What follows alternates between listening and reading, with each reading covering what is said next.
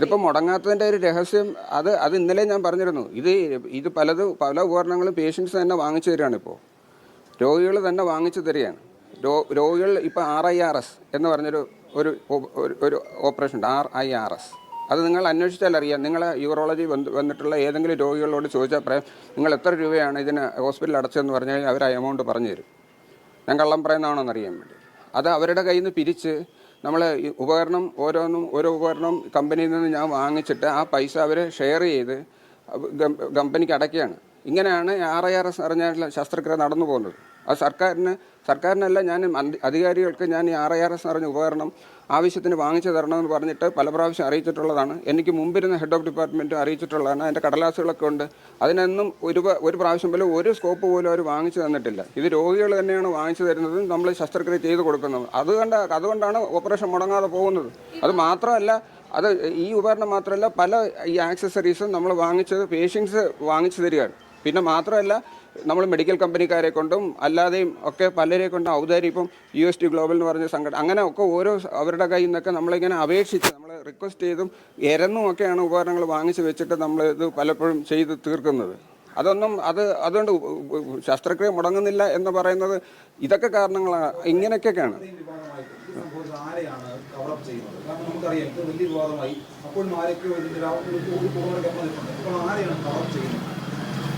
അത് നിങ്ങൾക്ക് തന്നെ ഊഹിക്കാമല്ലോ. ഇത് ഇപ്പോൾ ആരെയായിരിക്കും കവറപ്പ് ചെയ്യേണ്ടത്? അവർക്ക് ആരെയാണ് കവറപ്പ് ചെയ്യേണ്ടതെന്ന് ആവശ്യം.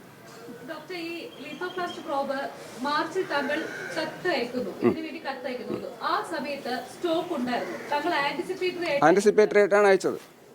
ഇതെനിക്കറിയാം. ഇത് ഒരു പ്രോബ് ഒരു മാസത്തേക്ക് തികയുള്ളൂ. അപ്പോൾ ഒരു 3 പ്രോബ് എൻ്റെ കയ്യിലുണ്ടെങ്കിൽ അത് 3 മാസം കൊണ്ട് തീരുമെന്ന് എനിക്കറിയാം. അപ്പോൾ ഓരോ പ്രോബ് തീരുമ്പോഴും പൊട്ടുമ്പോഴും നമ്മൾ ഈ കമ്പനിയല്ല ഇവരുടെ ഓഫീസിലേക്ക് നമ്മൾ കൃത്യമായിട്ട് അറിയിക്കുന്നതാണ്. ഇനി ഇത്രയേ ഉള്ളൂ, ഇത്ര കഴിഞ്ഞാൽ ഓപ്പറേഷൻ മുടങ്ങും എന്ന് പറഞ്ഞിട്ടുള്ളത്. അതിൻ്റെ എണ്ണം നമുക്ക് അഡ്മിറ്റ് ചെയ്തിരിക്കുന്ന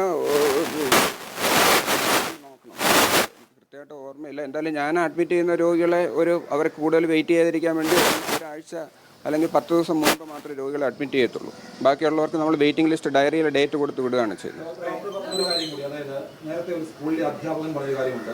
സ്കൂളിലെ കുട്ടികൾക്ക് ഭക്ഷണം വാങ്ങാനായിട്ട് പിരിവെടുത്ത് അധ്യാപകൻ ഉച്ചക്കഞ്ഞി കൊടുക്കുന്ന അവസ്ഥയെക്കുറിച്ച് തിരുവനന്തപുരം അധ്യാപകൻ പറഞ്ഞു. അതിന് സമാനമായിട്ടുള്ള കാര്യമാണ് അപേക്ഷിച്ച് മുഴുവനും ഒരു വകുപ്പ് മേധാവി ഉപകരണങ്ങൾ വാങ്ങിച്ച് ചികിത്സിക്കുക. തീർച്ചയായിട്ടും എനിക്ക് തന്നെ അത് മടുത്തതുകൊണ്ടാണ് ഞാനിങ്ങനെ ഒരു വിവാദപരമായിട്ട് പോസ്റ്റ് ഇട്ടത്.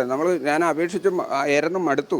നമ്മൾ ആൾക്കാരോട് എരന്നാണ് വാങ്ങുന്നത്. നമ്മൾ പേഷ്യൻസ് പൈസ അടയ്ക്കുന്നതെന്ന് പറഞ്ഞു കഴിഞ്ഞാൽ ഈ കമ്പനി ഇപ്പം RIRSൻ്റെ സ്കോപ്പ് തന്നെ തരുന്നത് തിരുവനന്തപുരത്ത് ഏജൻസികളില്ല. കൊച്ചിയിലുള്ളൊരു ക്യാപ്സ്യൂൾ ഗ്ലോബൽ എന്ന് പറഞ്ഞ കമ്പനിയിൽ നിന്നാണ് അത് വാങ്ങുന്നത്.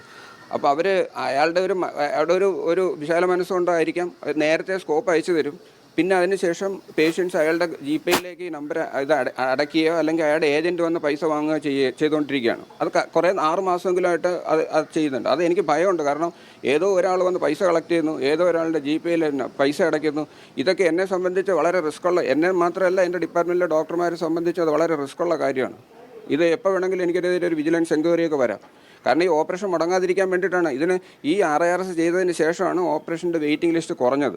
അതിന് മുമ്പ് 6 മാസം വരെ വെയിറ്റിംഗ് ലിസ്റ്റ് ഉണ്ടായിരുന്ന ഓപ്പറേഷൻ കുറയാൻ ഈ RIRS തുടങ്ങിയതിന് ശേഷമാണ് അത് കുറഞ്ഞു കിട്ടിയത്. അപ്പോൾ ഈ പേഷ്യൻറ്റിനെ കൊണ്ട് പൈസ അടപ്പിച്ച് നമ്മൾ ഉപകരണങ്ങൾ വാങ്ങുന്നത് ശരിയാണോ? അതൊരു ഇല്ലീഗൽ മാർഗ്ഗമാണ്. ഇവർ പേഷ്യൻസ് ഡയറക്റ്റായിട്ട് പോയി ഒരു മെഡിക്കൽ ഷോപ്പിൽ നിന്ന് ഉപകരണം വാങ്ങുകയല്ല ചെയ്യുന്നത്. ഒരാൾ തന്നു എന്നുള്ള ഒരു ധാരണയിൽ അയാളുടെ പേരിൽ പൈസ അടച്ചുകൊണ്ടിരിക്കുകയാണ്. പിന്നെ ഞാനതിൽ പ്രൊട്ടക്ഷൻ എടുക്കുന്നതെന്ന് പറഞ്ഞു കഴിഞ്ഞാൽ ഇതിൻ്റെ ബില്ല് ഞാൻ അവിടെ പബ്ലിക്കായിട്ട് വാർഡിൽ ഒട്ടിച്ച് വെച്ചിട്ടുണ്ട്. രോഗികൾക്ക് അതിൻ്റെ വൗച്ചർ കൊടുക്കുന്നുണ്ട്. ഇങ്ങനെയൊക്കെയാണ് ഞാൻ ഒരു രീതിയിലൊക്കെ കവറപ്പ് ചെയ്യുന്നത്. പക്ഷേ ഏത് സമയത്ത് വേണമെങ്കിലും എനിക്കെതിരെ ഒരു ശക്തമായിട്ടുള്ള ഒരു വിജിലൻസ് എൻക്വയറി വരാൻ, കൈക്കൂലി വാങ്ങിച്ചിട്ടുണ്ട് അല്ലെങ്കിൽ വേറൊരാളുടെ പേരിൽ ഞാൻ പൈസ അടപ്പിക്കുന്നു എന്നൊക്കെ പറഞ്ഞിട്ട് വേണമെങ്കിൽ ഒരു വലിയൊരു ആരോപണം വരാനുള്ള സാധ്യതയുണ്ട്.